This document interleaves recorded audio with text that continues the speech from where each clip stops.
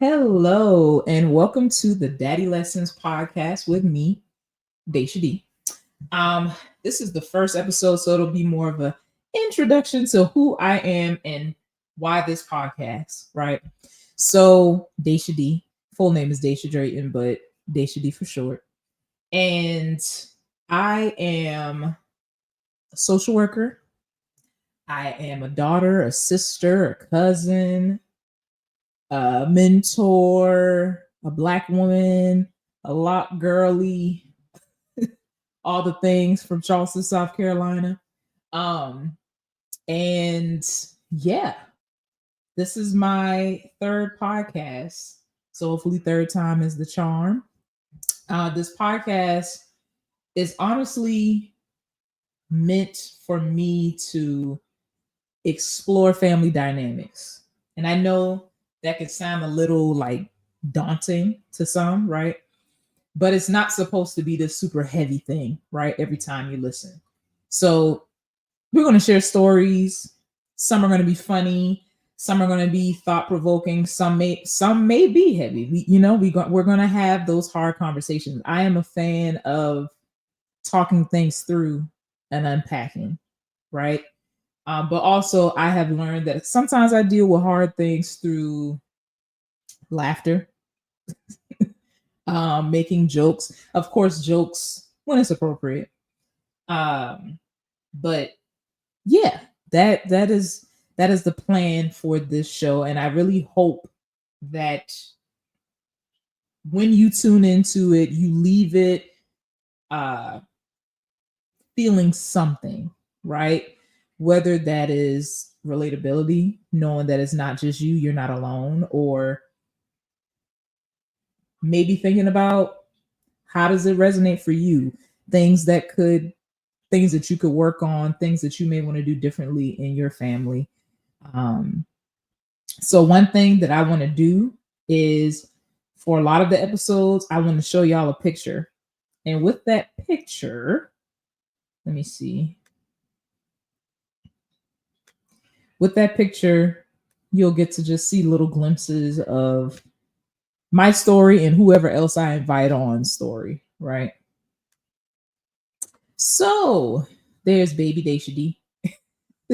I think I was like one in that picture with my daddy. And I couldn't tell you what was going on in this picture other than we were chilling in the house. Um, you see, I look kind of like unsure about what's happening. My parents were 19 and 20 when they had me.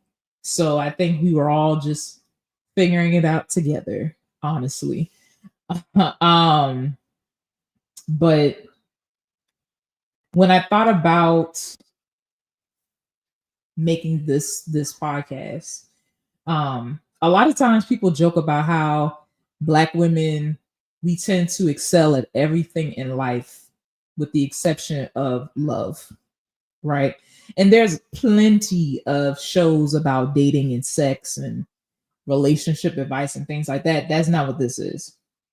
Because me personally, I feel like in order for you to foster healthy relationships, romantic or not, you have to be able to look at yourself and see what are the things that I am doing that is not allowing me to show up as a healthy version of myself. And a big part of that for women, especially, and men, daddy issues.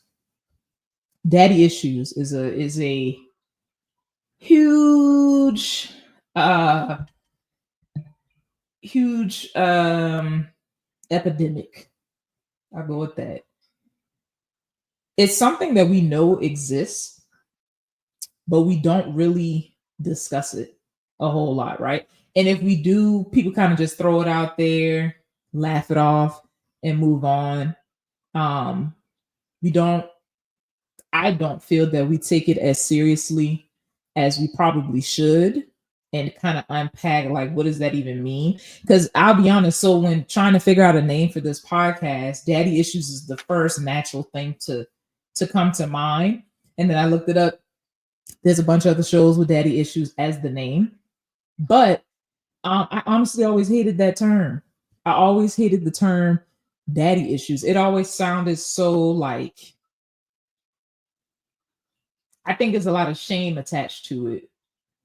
There's a lot of shame attached to it. And usually people throw it out there when they see a woman dating a guy that's not so great, right? Like if she's dating a guy that treats her horribly, they're like, oh, she got daddy issues. She ain't had a daddy growing up. She ain't got no daddy. That's her problem. And it's almost like the blame is placed on her, right? For having the quote unquote daddy issues, when in reality, that's something she was born into, right? We don't get to choose our parents. We just are, we're just along for the ride of whatever happens. But our parents are also people too. They're gonna fuck up. They're gonna do things that we do not understand, and that's okay. um that's their stuff, that's their journey to be on, but also it's okay to also recognize that their actions definitely impact the trajectory of our lives a lot of the times. And so like for me, like you'll see, I grew up with a dad who went to prison twice, and he went to prison for a total of 10 years, right, of my childhood into early adulthood, which again is not something that people talk about a whole lot. Um, we talk about the school to prison pipeline. We talk about the fact that Black men disproportionately are the ones who are sent to prison, right? And that is the new day slavery. We don't tend to spend a lot of energy on the impact that that has on the families that they leave behind. When I was in grad school, we had to choose a topic to do research on, and the thing that I wanted to talk about is what are the long term effects of a child that has an incarcerated parent. And not surprising at all, I went to go, look that up. There wasn't really much research on it at all. So it's not something that people are actually um, looking into. I don't know why. It could be because we don't have a lot of people in those spaces in academia that have experienced that. So that's not going to be at the forefront of their mind to even do research on.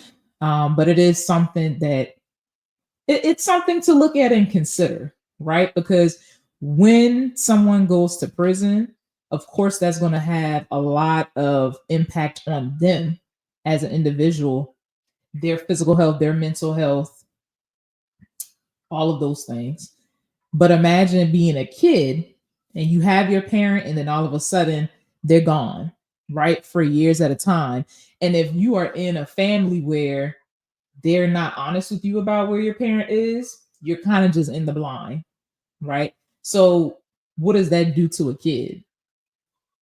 You have your parent, all of a sudden they're gone, and then when you ask where are they, no one has answers for you. They're just kind of like, well, they went off to camp, they went off to college, to school, or they went to a place they did something bad, but you don't understand. Like you're like, okay, well, let me go see them.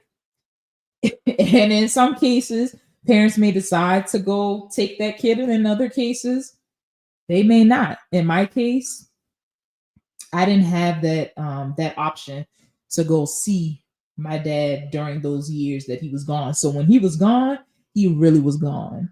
So all of that to say, like growing up, having that happen definitely influenced the way that I have done relationships, whether it be friendships or romantic. And it has influenced my view of men in general. And now that I recently turned 30, um, and I'm in a space of like, I know that I'm going to be a wife someday, and that's something that I want. I recognize that the views that I've had based on the experience that I have lived is something that I'm going to have to challenge, work through, and choose to do better so that I can be the healthiest version of myself for myself, but also for my future husband and children. So that's what we are, y'all. That is where we are. So if you are in a similar space, especially my ladies out there, where you're doing great in every aspect, right? You got your car, you have a place to stay, your career is going really well, it's on an upward trajectory. You know, you traveling, you living your best life, you have your friends, and the one area that you just cannot seem to catch a break in is love. Every time you go on a date with somebody, you feel like you dating the same person, just a different face. They got the same personality, you dealing with the same issues, and people love to say, girl, you are who you attract. And it's like, I'm reliable. I don't lie. Why am I attracting people who are unreliable? And then you hear men online who are like, you need to choose better. Y'all need to choose better because whoever y'all are talking to, y'all want the playboys, y'all want the thugs, y'all you know, y'all don't want the nice guy. when in reality, of course, you have your people who they want the quote unquote bad boy, right? But most people, once they've been through some shit, okay, they want somebody who reciprocates the energy that they're giving to them, right? They want somebody who loves them unconditionally, who will show up for them, who follows through on their word, um, who loves them for merely existing. That's it. That's all we all really want. And I do know that oftentimes, especially as Black women, we are taught like be independent. You don't have to depend on a man. I know I grew up in a family of all women, right? So there weren't a whole lot of men around. And it's not that anyone sat me down and said, hey, you don't depend on a man, you do for yourself, but that is what you see, right? Because they didn't have a choice. They were surviving. They weren't sitting around waiting for a man to come and take care of them. And so it's not that you're raised and they're telling you, hey, you don't need a man. I think that's just what you see. And a lot of times actions speak louder than words, right? So that's what you grow up thinking. And you kind of become set in that mindset. But then you realize we all need human connection. We all do. Regardless of what that looks like. Not marriage is not for everybody. Not everybody's monogamous, but we all need human connection, specifically human connection that is good for our nervous system. Okay. You don't want to deal with people who trigger us all the time or who show up in the way that absentee parent did or didn't. So that was a long way of saying we're going to get into all of those deeper conversations. There are going to be a lot of stories told. I am going to have different guests on, so it's not going to just be about me and my story. We're really going to take our time and go through this. If you like what you're hearing and you feel like this podcast is for you, go ahead and pause the video and like and subscribe on YouTube. If you're on Apple podcasts or you're on Spotify, go ahead and like it, save it, leave a comment, rate it, because the more that you interact with this show, the more people that get to hear it, and the more people that get to support, and also the more people that get to, maybe they need this for their journey. Maybe they're on a self-discovery, reflective journey in their lives, and they need something like this to listen to interact with. Also, like, if y'all leave questions or comments, DMs, anything like that, I will respond. Just make sure it's respectful. Okay. Make sure it's respectful, because I'm okay with healthy discourse. But when it gets crazy, you're gonna be blocked and blessed. I'm gonna just be honest with you. Okay. So, like I said, like, comment, let me know your thoughts, let me know what you want to hear, any questions that you have. Leave a 5-star rating. Okay. And I'll respond to all of y'all. But yes, I am Dashia D. This is Daddy Lessons Podcast. I'm excited to start this and honestly see where it takes me and see where it takes us, because all of our stories deserve to be heard. Thank you for listening. I will see you in the next episode.